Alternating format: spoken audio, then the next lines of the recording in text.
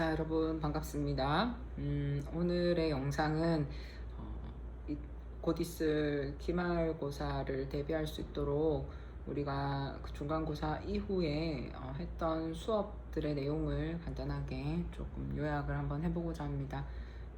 수업 시간대 열심히 들었던 학생도 있고 또 미처 수업 시간 참여를 잘 못한 학생들도 있을 텐데 이 영상 잘 보시고 모두 기말고사 때 좋은 성적 있으셨으면 좋겠습니다. 자, 먼저 제가 소개할 영화는 더 피아니스트입니다. 이 영화는 실화입니다. 실화. 그 피아니스트 슈필만이라는 사람이 그 폴란드 국영 방송에서 피아노 연주를 실제로 하고 있을 때 독일군으로부터 그 폴란드가 침공을 당합니다. 그때 방송국에도 폭격기가 날라와서 더 이상 연주를 할 수가 없게 되었죠. 그렇게 해서 여러분 어떻게 됐죠? 세계 2차 대전 때 보면은 그 유대인에 대한 학살이 엄청 심했습니다. 그쵸? 1939년에 세계 2차 대전이 터지고 유대인의 학살이 시작이 되고 유대인들의 거주지를 따로 만들어서 46만 명이라는 어마어마한 사람들을 이주를 시킵니다. 그래서 한 곳에 모아놓고 그 마치 성벽을 쌓듯이 벽돌을 쌓아가지고 가두어 버립니다. 자, 그 슈펠만의 가족들은 그래도 잘 살아남았죠. 그쵸? 슈펠만이 누구라고요? 피아니스트예요. 직업이 피아니스트고 아주 잘 나가던 피아니스트였는데도 이런 전쟁 때문에 더 이상 일을 할 수가 없게 되었고 그나마 매일매일 그 생명을 연장한다는 것만으로도 감사하면서 살아가는 그런 삶을 살았죠. 그 몇 년 동안이나 그런 이제 일을 할 수 있는 증을 받아가지고 온 가족이 그래도 함께 아버지부터 본인 그리고 이제 동생 그 조카들까지 그러다가 결국에는 끌려갑니다. 다른 수용소로 개토해서 그 모여 사는 수용소에서 또 다른 수용소로 끌려갑니다. 근데 그 끌려가는 곳이 사실은 어디냐면은 이제 죽으러 가는 거죠. 근데 그 친구의 도움으로 친구라는 거는 이제 경찰이 된 독일의 앞잡이가 된 그 경찰이 된 친구로부터 도움을 받아서 그 슈필만은 그 살아납니다. 그죠? 빼줘요. 기억나죠? 그렇게 아빠랑 슬프게 서로 마지막 인사를 이렇게 나눕니다. 말은 하진 않지만 서로가 마지막이라는 걸 아마 알았을 거예요. 여러분들 그 장면 기억하실 것 같아요. 그렇게 해서 이제 살아남았는데 살아남아서 매일매일 이렇게 생명을 연장해 갑니다. 그러던 중에 이제 시내로, 그러니까 거기 안에만 갇혀 있다가 밖으로 한번 살짝 나갔다가 예전에 같이 일했던 성악가 여자를 우연히 보게 돼요. 그렇게 해서 그 게토에 남아있던 다른 사람의 도움으로 그 사람에게 연락을 취하게 해서 한마디로 말하면 빠져나갑니다.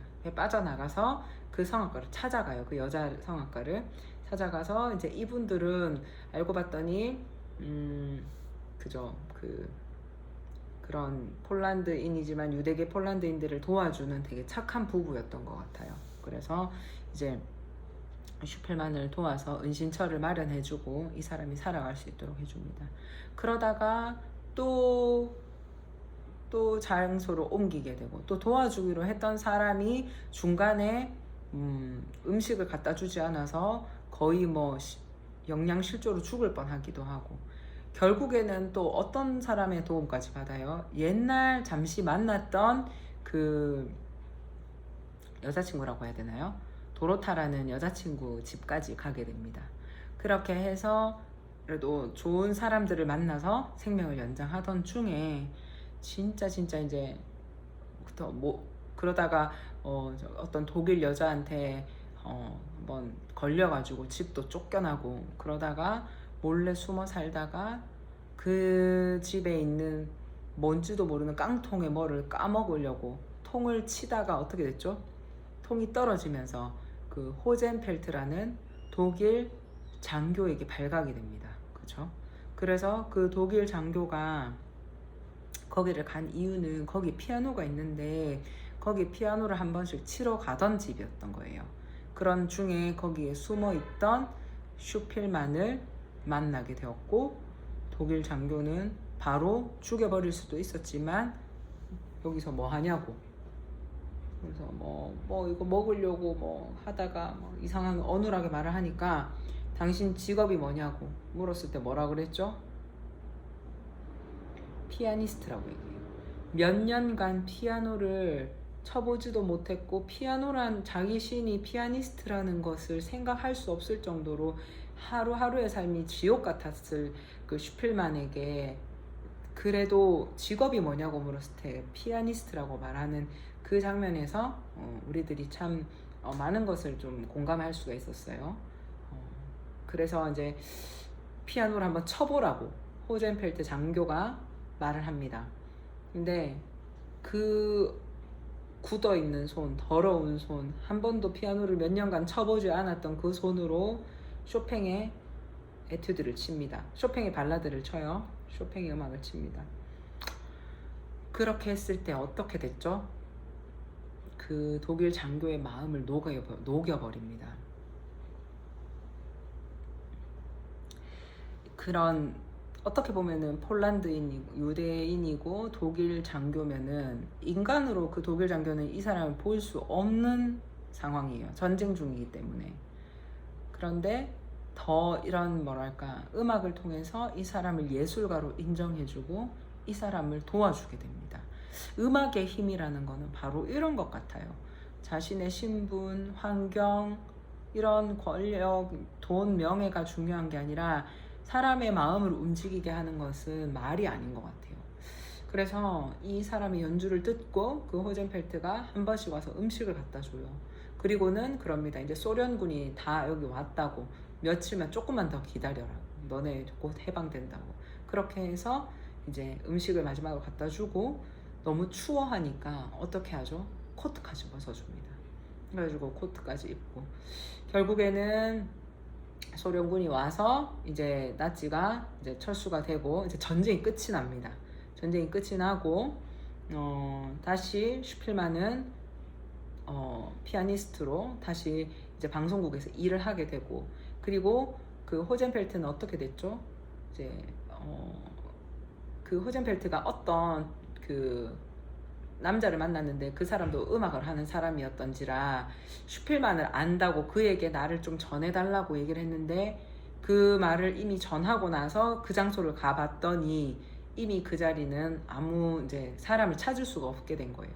훗날 이 사람을 찾아보니 이제 소련으로 이게 잡혀가서 거기서 이제 생을 마감했다고 나와요.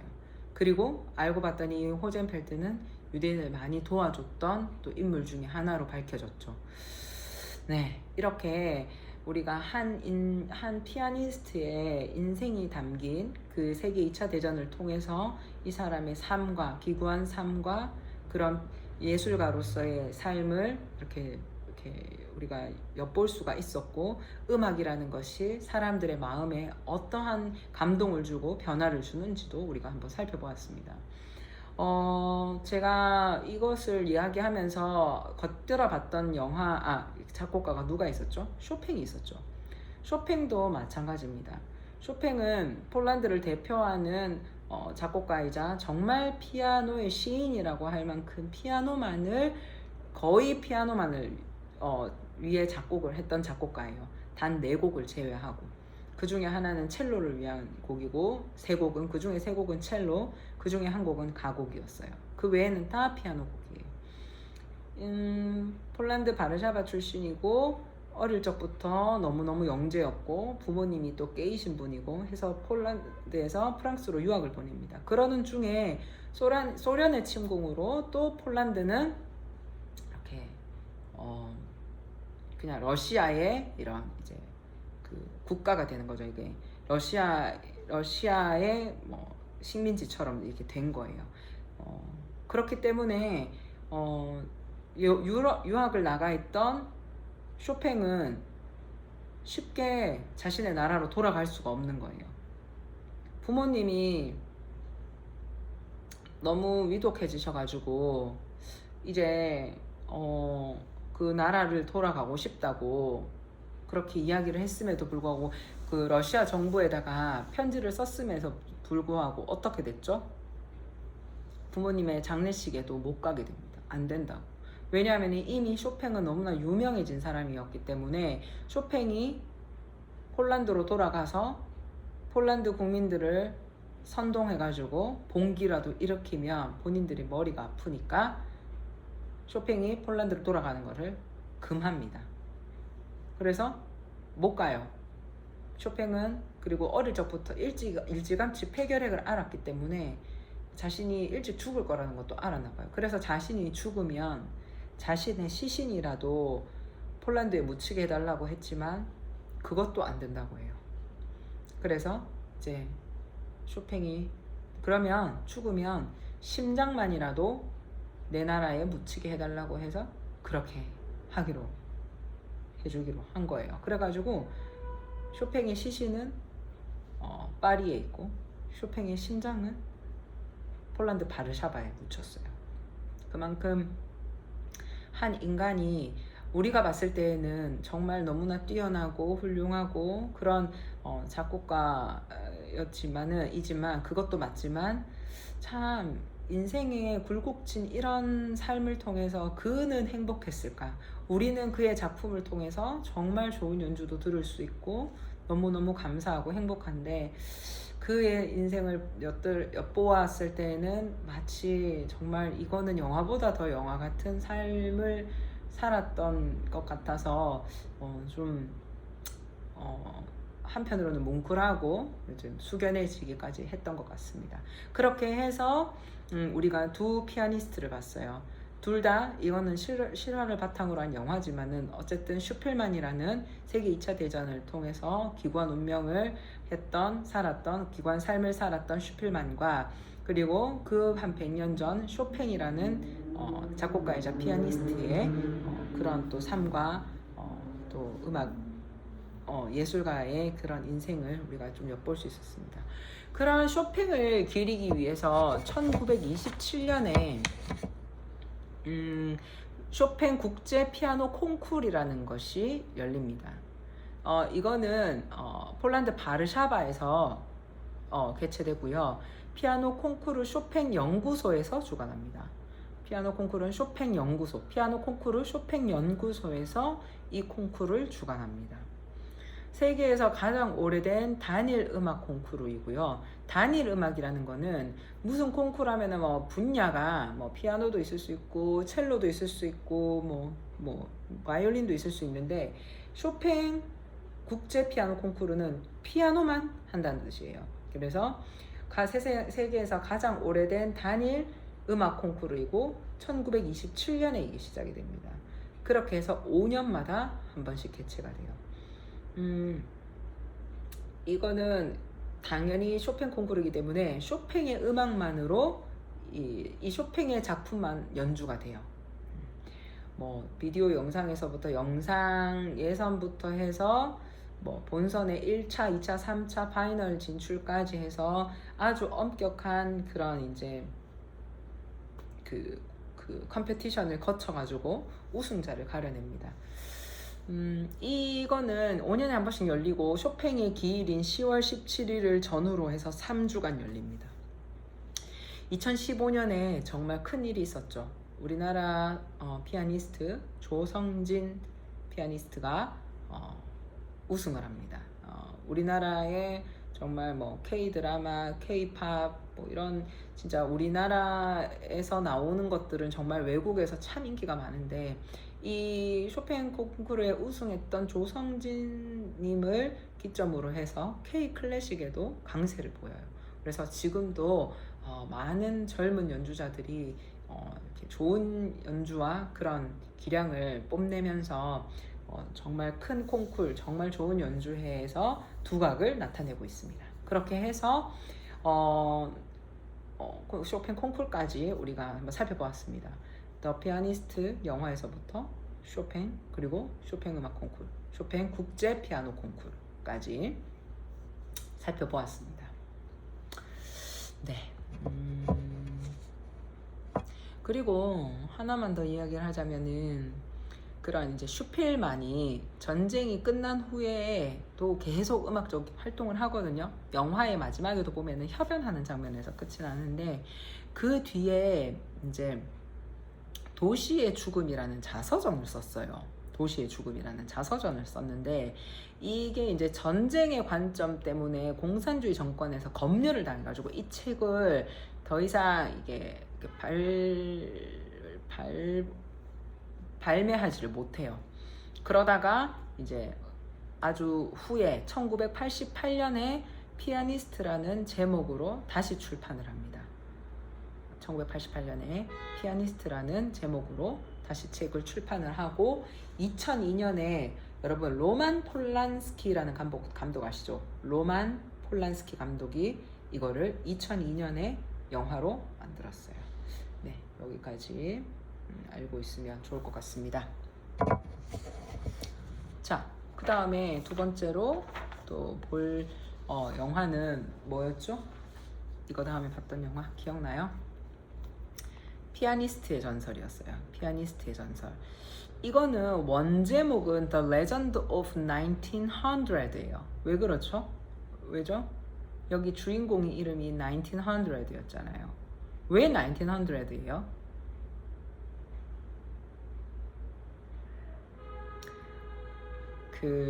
이거는 네, 제가 얘기해 드릴게요.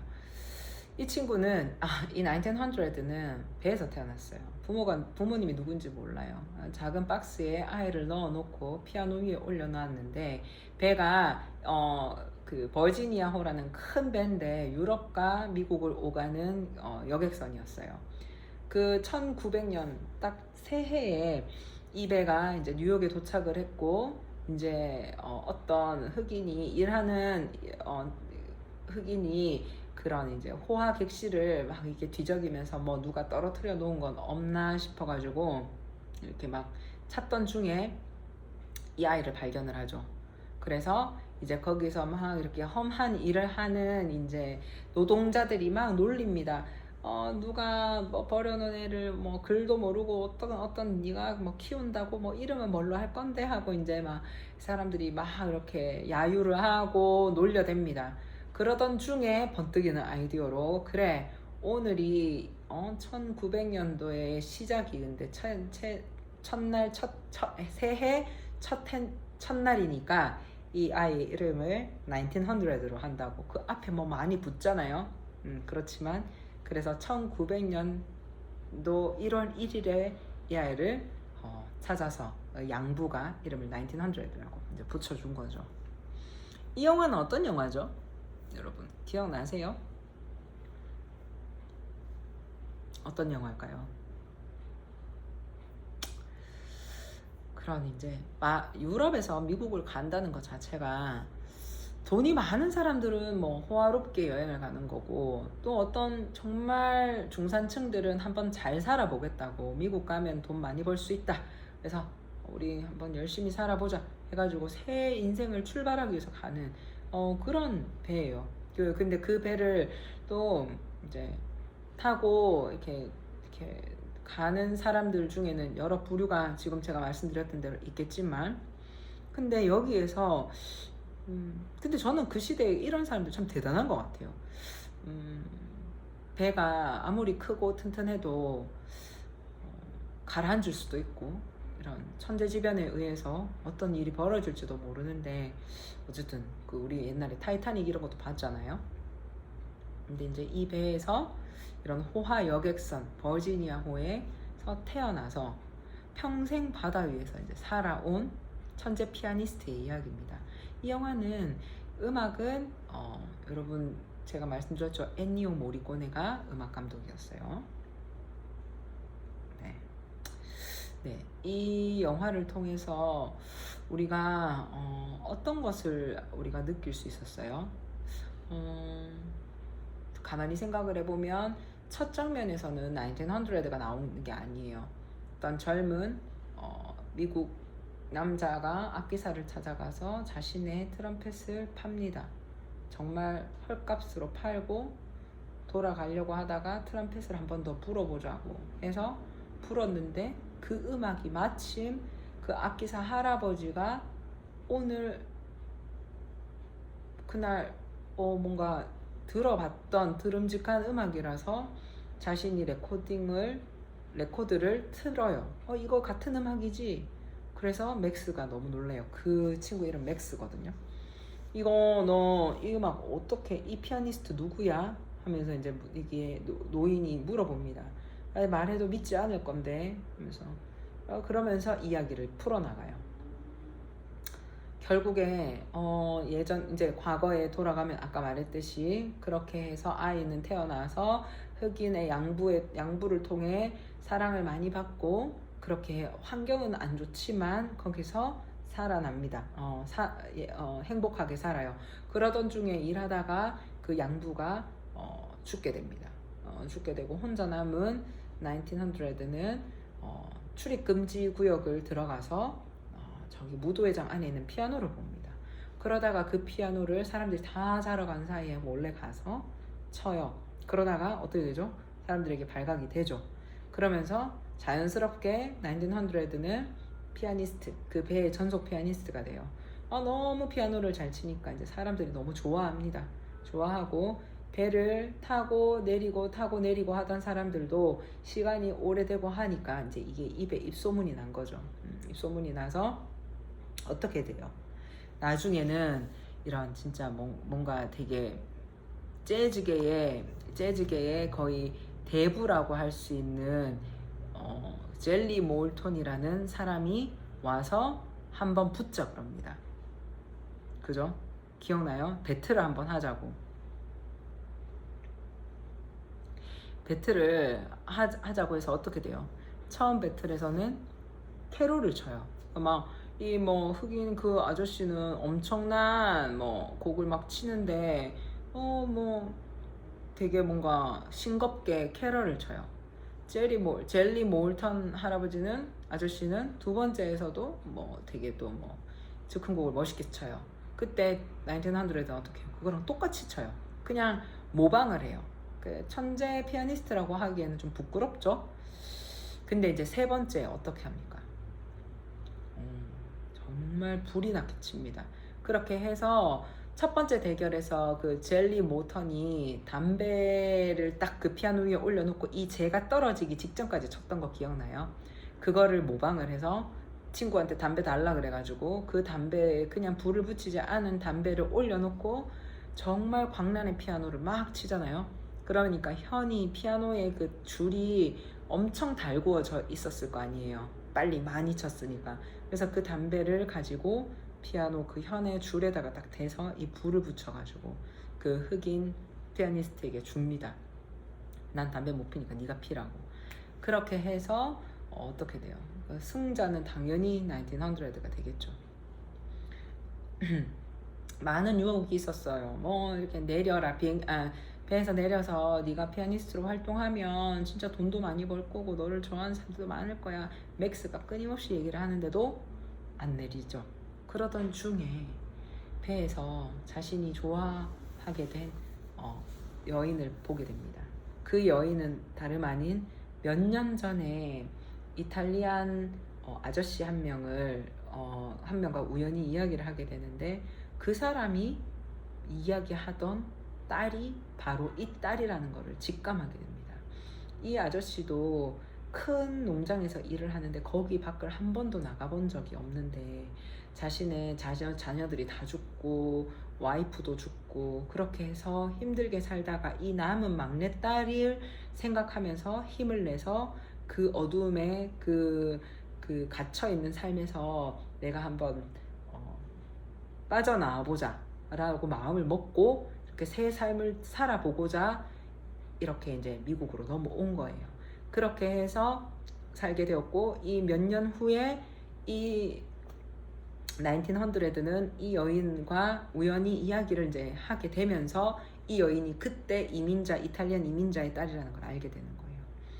그 전에 첫눈에 반했던 장면 기억나죠? 첫눈에 반해서 이렇게 피아노를 막 치는데 그때 녹음 기사들이 하도 배에서 이 사람이 안 내린다고 하니까 녹음 기사들이 와서 어떻게 하죠? 녹음을 해요. 1900 모르게.